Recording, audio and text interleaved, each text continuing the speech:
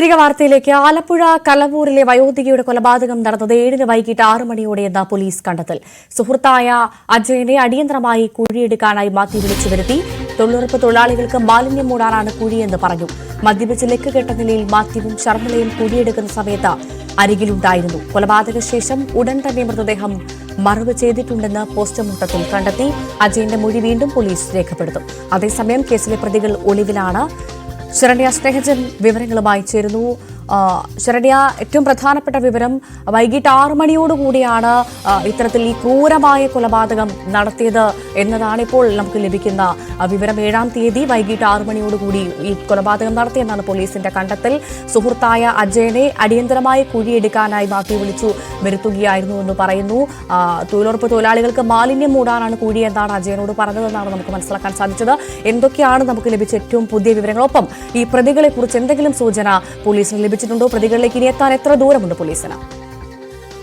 ഭവ്യ, ഈ കൊലപാതകം നടന്നത് 7-ാം തീയതി വൈകിട്ട് 6 മണിക്ക് ശേഷവും രാത്രി അധികം വൈകാതെയും ഈ അതിനിടയിൽ കൊലപാതകം നടന്നിട്ടുണ്ടെന്ന കണക്കൂട്ടിൽ തന്നെയാണ് ഇപ്പോൾ അന്വേഷണ സംഘം എത്തിച്ചേർന്നിരിക്കുന്നത്.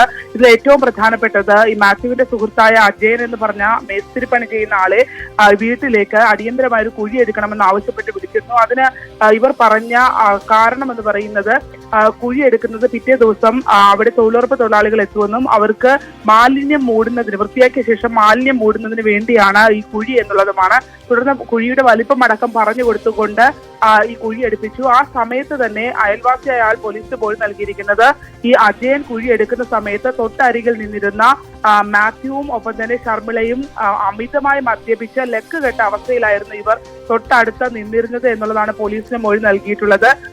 മാത്രമല്ല, അജയൻ ഈ കുഴിയെടുത്ത് മടങ്ങിപ്പോയതിനു ശേഷം പിറ്റേ ദിവസം രാവിലെ വീണ്ടും അജയനെ വിളിച്ചു വരുത്തുന്നു. 7-ന് ഈ കുഴിയെടുത്ത് മടങ്ങി 8-ാം തീയതി രാവിലെ എത്തി ശുചിമുറിയുടെ നിർമ്മാണ പ്രവൃത്തികൾ ആരംഭിക്കാനായി നിർദ്ദേശം നൽകുന്നു.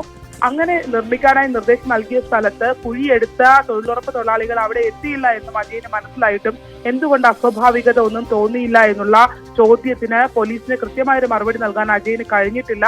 ചോദ്യം ചെയ്യലിനിടയിൽ തന്നെ അജയൻ കുഴഞ്ഞു വീഴുകയും പിന്നീട് നെഞ്ചുവേദനയെ തുടർന്ന് ചികിത്സയ്ക്കായി ആശുപത്രിയിലേക്ക് അജയനെ മാറ്റുകയും ചെയ്തിട്ടുണ്ട്.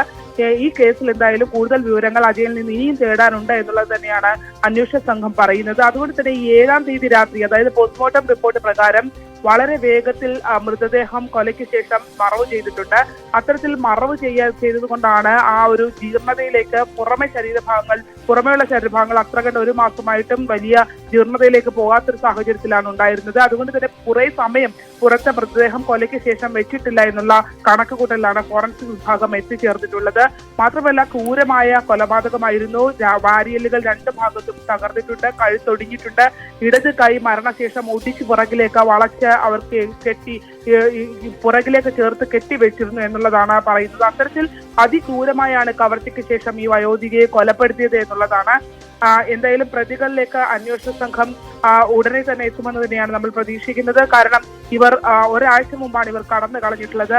മണഞ്ചേരി പോലീസിന്റെ നേതൃത്വത്തിലാണ് അന്വേഷണം നടക്കുന്നത്. ആലപ്പുഴയിൽ നിന്നുള്ള 2 ടീം തമിഴ്നാട്ടിലും ഒപ്പം തന്നെ കർണാടകയിലുമായി ഇവർക്കായി തിരച്ചിൽ തുടരുകയാണ്. ഇവർ എത്തിയ സ്ഥലങ്ങളിലൊക്കെ തന്നെയും പോലീസിന് എത്തിപ്പെടാൻ കഴിഞ്ഞിട്ടുണ്ട്. ഉടുപ്പിയിൽ ഇവർ സ്വർണം വിറ്റ സ്ഥലത്ത് അത് വിറ്റിട്ടുണ്ട് എന്നുള്ളത് കണ്ടെത്താൻ അന്വേഷണ സംഘത്തിന് കഴിഞ്ഞിട്ടുണ്ട്. അന്വേഷണ സംഘം ഇവരുടെ പുറകെ തന്നെയാണ്. പ്രത്യേകിച്ച് ഇവർ 2 പേരും മദ്യത്തിന് അടിമപ്പെട്ട ആളുകളാണ്. അതുകൊണ്ട് തന്നെ ബാറുകളും ബ്യൂറേജസ് ഔട്ട്ലെറ്റുകളും ഒക്കെ കേന്ദ്രീകരിച്ച് അന്വേഷണം മുന്നോട്ട് പോയിക്കൊണ്ടിരിക്കുകയാണ്. എന്തായാലും പ്രതികൾ ഉടൻ തന്നെ പിടിയിലാകുമെന്നുള്ള ഒരു ധാരണപ്പുറത്താണ് തന്നെയാണ് ഇപ്പോഴും പോലീസ് പ്രതീക്ഷയിൽ തന്നെയാണ് അന്വേഷണ സംഘം പോകുന്നത്. എന്തായാലും ഈ കേസിൽ ഏറ്റവും പ്രധാനപ്പെട്ട സുഭദ്രയെ കണ്ടെത്തുക എന്നുള്ളതാണ്. അത് സുഭദ്രയെ എന്തായാലും മൃതദേഹമായിട്ടാണെങ്കിലും കണ്ടെത്തി ഒരു മർഡർ നടന്നു എന്നുള്ളത് തെളിവ് സഹിതം സ്ഥിരീകരിക്കാനായി പോലീസിന് കഴിഞ്ഞിട്ടുണ്ട്. അടുത്ത ഘട്ടത്തിലേക്ക് പ്രതികളിലേക്ക് ഉടൻ തന്നെ എത്താനാകുമെന്നാണ് കരുതുന്നത്. എന്തായാലും വളരെ ഞെട്ടിക്കുന്ന ക്രൂരമായ കൊലപാതകമാണ് ആലപ്പുഴയിൽ നടന്നത്. ഭവ്യ. ശരി, ശരണ്യ സ്നേഹജനാണ് വിവരങ്ങൾ പങ്കുവച്ചത്.